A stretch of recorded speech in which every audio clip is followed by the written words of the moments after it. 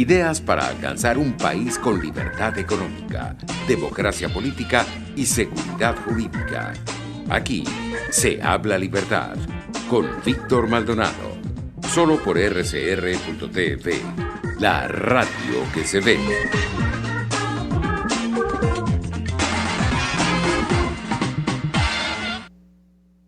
10 de junio, San Bogumilo de Nienzo, obispo y eremita polaco. En esta segunda parte conversaremos con Flor Iscaray, @Flor Iscaray, una mujer densa, profunda, y el que tiene una línea de investigación y de reflexión asociada, por supuesto, al sentido de lo político. Miguel y yo conversábamos anoche y teníamos, digamos, muchísimo interés en conocer de Flor Iscaray precisamente su valoración de este momento, que siempre va a ser un desafío para la política, para lo político, cuando uno ve tantas cosas extrañas, como líderes políticos arrodillados ante el altar de la absoluta estupidez, y cuando uno ve también que el marco de las discusiones en Venezuela termina siendo, digamos, una repetición de un ciclo de acontecimientos, pero que no nos permite avanzar. No estamos tan bien como lo imaginamos, y eso tiene que ver con la esencia también de lo humano. Al final nosotros somos responsables de nuestra propia destrucción, y lo decía Bárbara Tuxman: hay sociedades que insisten en recorrer el camino hacia la locura. Bienvenida, mi querida Flor, ¿cómo estás? Hola, buenos días. Bueno, gusto en estar con ustedes, Víctor y Miguel. Y bueno, lo que pude escuchar de Neomar, porque todos estamos sufriendo el tema de la conexión, yo espero correr con mayor suerte, y tiene que ver con precisamente lo que tú dijiste en un momento. Y yo estoy trabajando una especie de lo que yo llamo la morfología del momento, o sea, cómo podemos entender, comprender este momento para ubicarlo en lo que tú llamas, y yo estoy totalmente de acuerdo, Víctor, que es un momento de desquicie total, de locura, frente al cual tenemos que rescatar ese sentido de lo político. Y no es complicado, es algo natural del humano, del ser humano, porque como dice Aren, el sentido de lo político es la libertad. Y la libertad entendida no como cualquier cosa o como esta perturbación permanente de ser lo que a mí me dé la gana hacer, sino que hay todo una estructura del sentido. Entonces, cuando yo estoy analizando esta morfología del momento, yo como ubicándome en 5 grandes zonas para observar, que son las narrativas y cuáles son los argumentos. Hoy que vemos el tema identitario, el tema de los relativismos y todo el asunto de las minorías, que Víctor siempre es un tema también que toca, que tiene que ver con la raza, el sexo, o sea, las condiciones. El tema de los sujetos es la otra gran zona de esta morfología, y uno ve como el trabajo del motín. O sea, ahorita uno ve puro motín, las minorías, el profeta, el Mesías, y algo que ha trabajado muy bien la izquierda, y que Miguel también sabe mucho de esto, que es esa metáfora del topo, que uno lo ve ahorita con esto del deep state. El tema de los sentidos, que cuáles son esas razones para estar en el mundo, y que vemos en estos grandes tumultos y en estas grandes movilizaciones, la idea del pluralismo, que no es pluralidad, el tema de las multitudes, las insurgencias, la resistencia, la excepcionalidad, y el tema del biopoder, que yo he tocado en otros momentos. Y hay otra zona que es el lugar donde ocurre esto, en la metrópoli. ¿Y por qué la metrópoli? Porque es la destrucción, o sea, yo tengo que ubicar la destrucción de lo que nos es común, que es la ciudad, es donde actuamos con el otro, donde es el espacio de lo democrático, de lo moderno, de lo urbano, es destruir un modo de vida. Y hay un gran argumento que dicen estos movimientos, que hay un malestar que a ustedes les va a sonar porque es una gran convención, un malestar civilizatorio, un malestar de la cultura. Y allí, corriendo por todo esto, en estas multitudes, en esto que yo llamo tumultos y en el motín, está esto que siempre ha estado y que es el gran peligro de siempre, que es una revolución silenciosa y secreta. Lo bueno es que creo que somos conscientes del momento y ya no la estamos haciendo, no la estamos haciendo tan silenciosa, sino que uno lo está escuchando. Y la otra gran zona también, como para ver este momento, es el tiempo. ¿Cuál es el manejo del tiempo? Y estos movimientos lo hacen en un movimiento perenne. Hay simultaneidad, el tema de las redes y la globalidad. Y esto, aunque puede parecer que que lo tocaban con Neomar antes, que es el tema de la opinión y de estas redes sociales que nos ayudan en algún momento a tener espacios para esta reflexión, pero también da espacio a estos movimientos de ser globales, de ser simultáneos y de ser como un efecto cascada. En estas 5 zonas, yo ubico como 4 espacios para reflexionar lo político, que es lo hegemónico, cuáles son el asunto, qué es lo que tenemos que pensar en lo hegemónico, el tema de las relaciones, los peligros y lo inmutable. Yo creo que tenemos que revisar el tema de lo inmutable en política. Yo no sé si paro aquí, ustedes me quieren hacer unas preguntas, o cierro con un mapa inicial que yo trabajé, o podemos explorar un poco en estas 5 zonas de lo que yo llamo morfología de este momento. Sí, vamos a ir explorando esa morfología que me parece muy interesante como la has configurado, porque toca todos los ámbitos de la vida. Y bueno, por supuesto acabas de tocar muchos temas y voy a centrarme básicamente en esto. Tú habías mencionado el tema del relativismo en esta era. Por supuesto, lo habíamos conversado con Neomar y parece que, incluso citaste a Arendt, el sentido de la política es la libertad. Pero paradójicamente, Flor, parece que estos tiempos la libertad es muy complicada para el individuo porque se siente como desatendido y se siente como en una incertidumbre muy grande, y precisamente lo que está buscando es unas certezas en medio de esta incertidumbre que le dé identidad. Y pareciera que estos movimientos sociales han logrado establecer una cadena de equivalencias para que esa identidad sea la lucha contra el sistema. Y este individuo que por supuesto exacerba el tema de la exacerbación de los derechos de las minorías, no es tanto para ampliar los derechos como para utilizarlo de plataforma para desgastar la democracia, que es lo que hemos visto en Chile, hemos visto en Colombia y ahora estamos viendo en Estados Unidos. ¿Cómo crees tú que ese individuo puede volver a armonizarse en el sentido de la libertad y en el sentido de entender que necesita un sistema que le protege esas libertades frente a lo que estamos viendo, que es el poder arbitrario de no ya del Estado, sino de cualquier grupo que le dé por salir a la calle a quemar tu propiedad privada? ¿Cómo crees tú que ese individuo se puede encontrar consigo mismo en el entendimiento que necesita un orden y un Estado de derecho para poder vivir esa libertad y para poder buscar su sentido en esa libertad? Sí, por eso yo también quiero aportar un momento, Flor, para que tú puedas, digamos, redondear. Tú nos estás narrando, es una especie de olvido patológico de la versión originaria del principio de tolerancia, que es esencial a Occidente. O sea, la tolerancia tiene, por un lado, creo yo, digamos, la no obligación de tolerar la intolerancia, pero por el otro flanco, el principio de tolerancia no puede permitirse el suicidio social, o sea, la autodestrucción. Y creo que en este momento Occidente está pasando por un mal momento, porque es un momento suicida, es un momento que va contra sus propios principios civilizacionales, entre esos la racionalidad.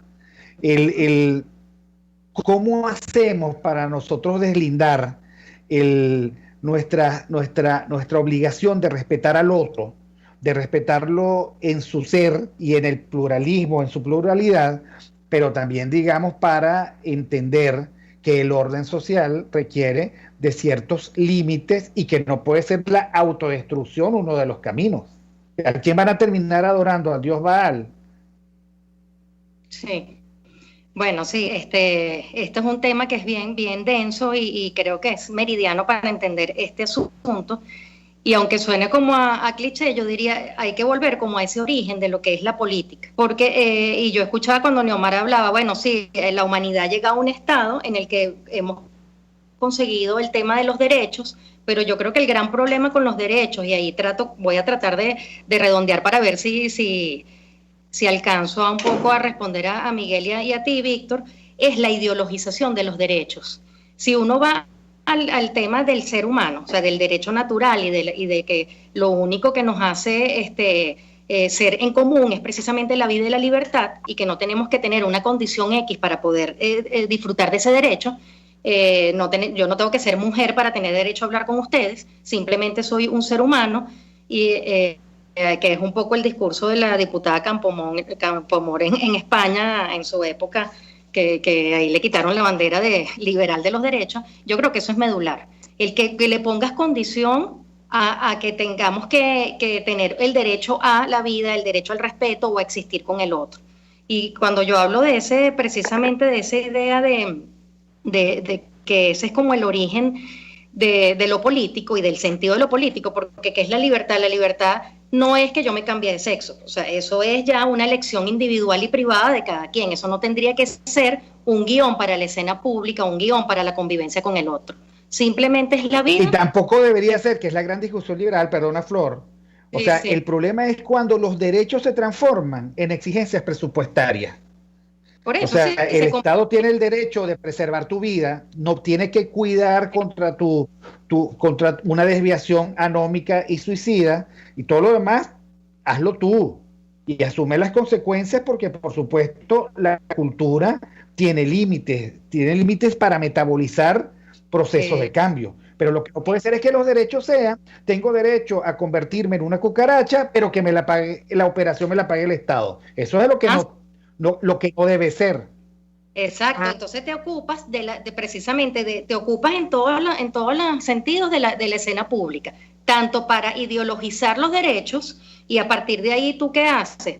Justificas, bueno, el tema de la lucha perenne, porque siempre va a haber algún antojo de la humanidad. Yo quiero ser singular, y en función de esa singularidad quiero imponerla y que se convierta en lo homogéneo. Entonces, esa idea permanente de que la razón histórica es esa lucha de lo que vaya saliendo, porque cuando vemos la crítica de los nuevos, de la nueva izquierda, o de ese intento de revisión de la izquierda, de revisar son los sujetos, no el hecho en sí de la razón histórica de la lucha y de la contingencia del acontecimiento, entonces lo que se hace permanente es esa infinitud de luchas que no nos hacen tener sentido a lo político en términos de lo que ya hemos expuesto, de convivir con el otro, de respetar la vida del otro sin tener una condición en particular. Y de romper, porque por eso yo hablaba de la inmutabilidad, de romper permanentemente el orden. Y ahí lo hemos conversado en otros espacios con Miguel, esto de la idea del movimiento perenne. Entonces, el movimiento, la lucha, los tumultos, la movilización, la desestabilización, la destrucción, versus cuál es el sentido de la política. Entonces, por eso yo decía, hay que retomar ese sentido de la política, que es lo que nos hace pensar en los grandes fines de la humanidad, para vivir con el otro, pero no para destruirlo ni anularlo. O sea, yo no soy más válida porque me besen los pies. O sea, o porque yo tengo que humillar a otro, o tengo que desaparecer otra raza para imponer la mía. Ahí es donde está, yo veo el gran peligro de este momento, que hay estos discursos totalitarios, que ya ustedes en algún programa también lo hablaron, la antioccidentalización de la humanidad, que Víctor lo decía y yo lo tengo también aquí presente, el tema del nihilismo, y Miguel también decía ese gran vacío. Y es lo paradójico de la vida en libertad. O sea, la propia libertad, la propia democracia y la propia política crean situaciones políticas que no son políticas, sino ahora, que son espacios de la destrucción de lo político. Ahora, estoy tratando de ubicar los elementos, porque sé que es complejo.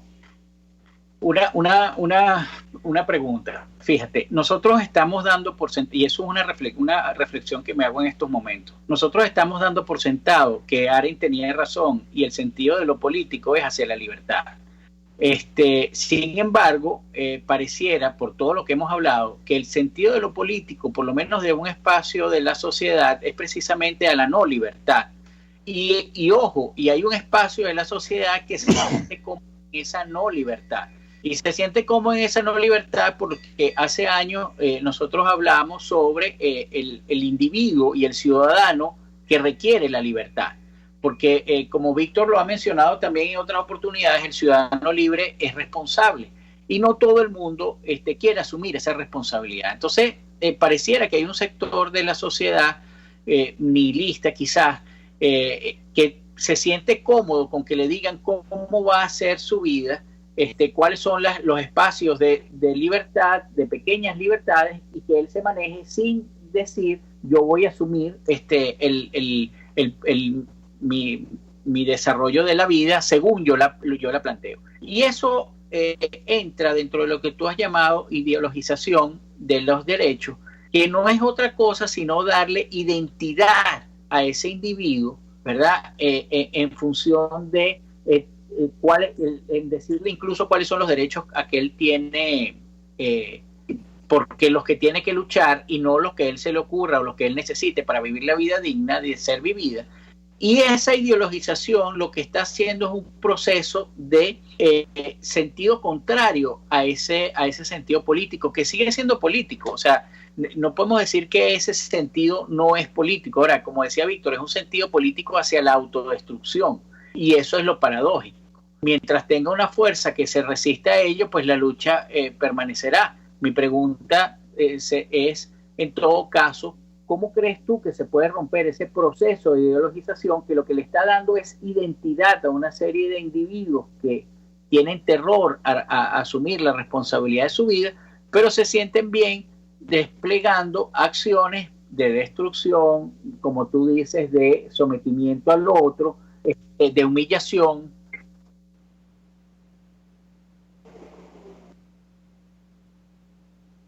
Tengo como un delay. Quedó Miguel haciendo muecas.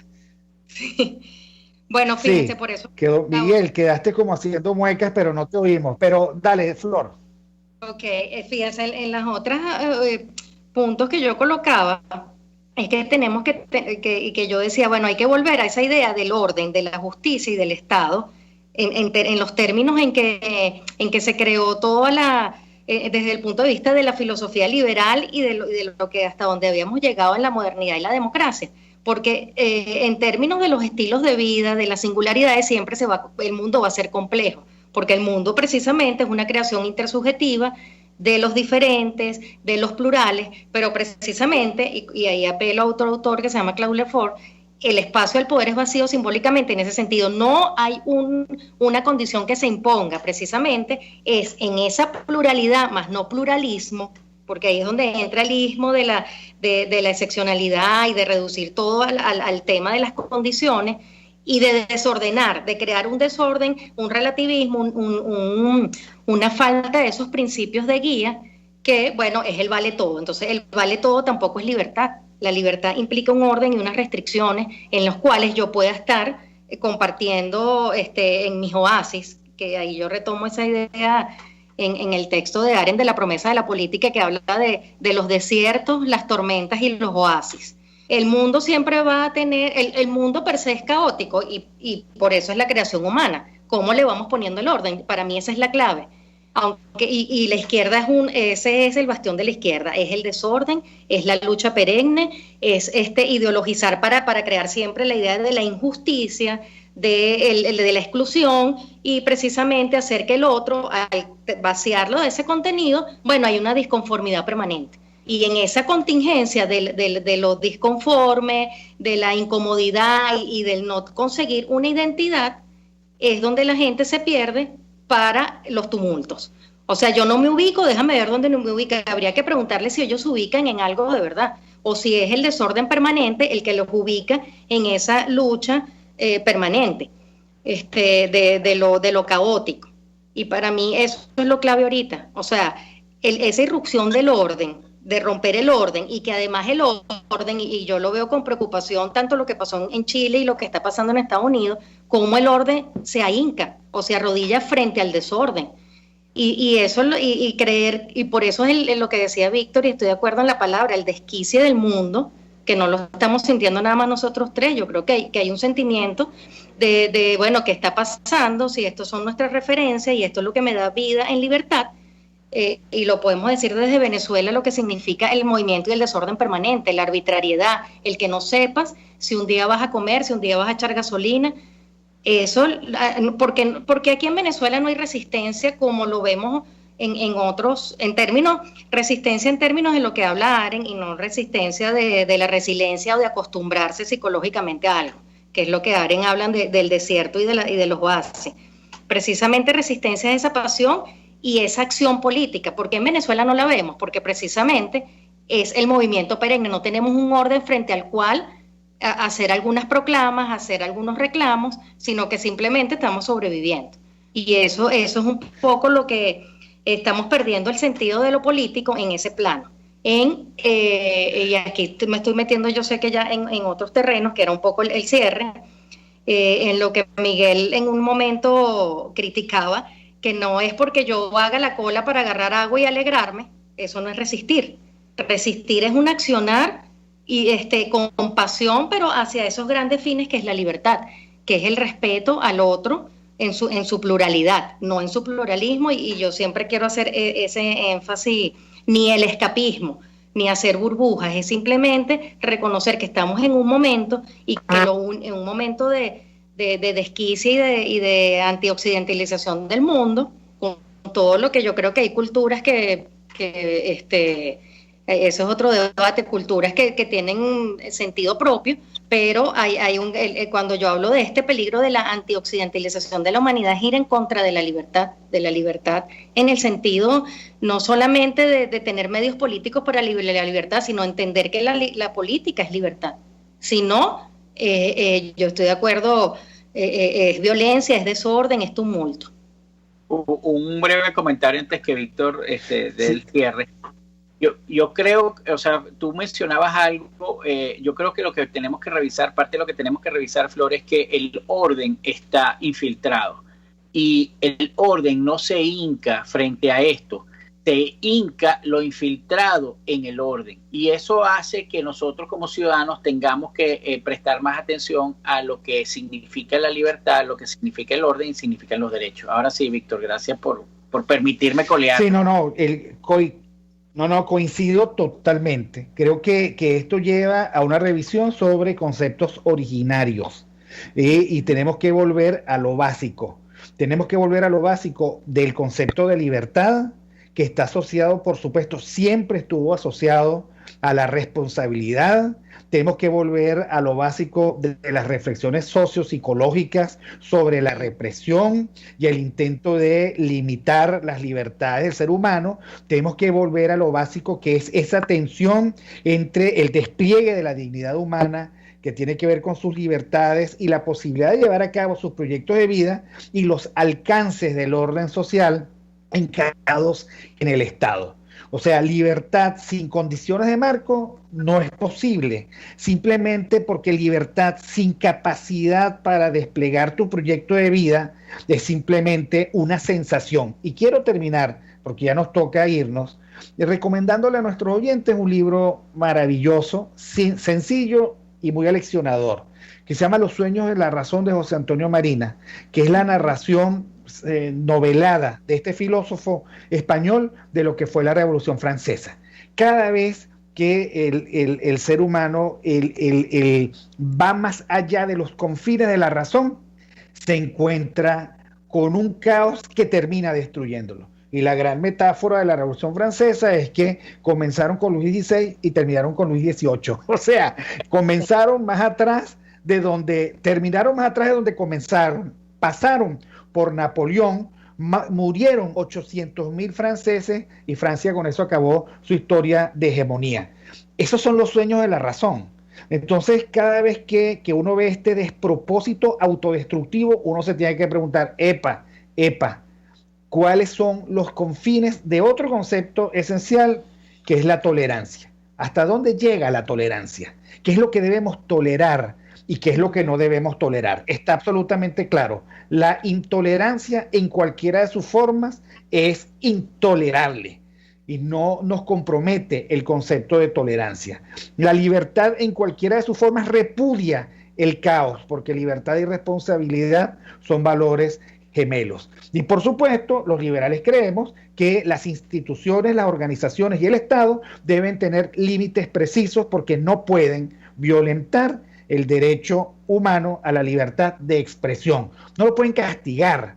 Y hay que releer a Foucault para por lo menos tener una narrativa clara de qué es y cómo lo hacen. Bueno, muchísimas gracias, Flor Iscaray, mi querido Miguel Fontán, con tertulio de los miércoles. Flor, invitada como siempre, cada vez que quieras y puedas. Gracias a Neomar también, Neomar Hernández, a @Neoadolfo, por haber estado con nosotros. Gracias a Jaime Nestares en la dirección general de la estación, Willy Arcaya en la gerencia de producción, Catherine La Campeona Manzano en la producción, José Gregorio González en los controles, Argenis Barreto en la lectura apacible de las noticias, Jackson Vargas y Marilia. Nos vemos pronto. Hoy San Bogumilo de Niento, obispo y eremita polaco. Nos vemos el viernes. Chao, gracias. RCR presentó Aquí se habla libertad con Víctor Maldonado, solo por rcr.tv, en Twitter y Periscope, @RCR750, la radio que se ve.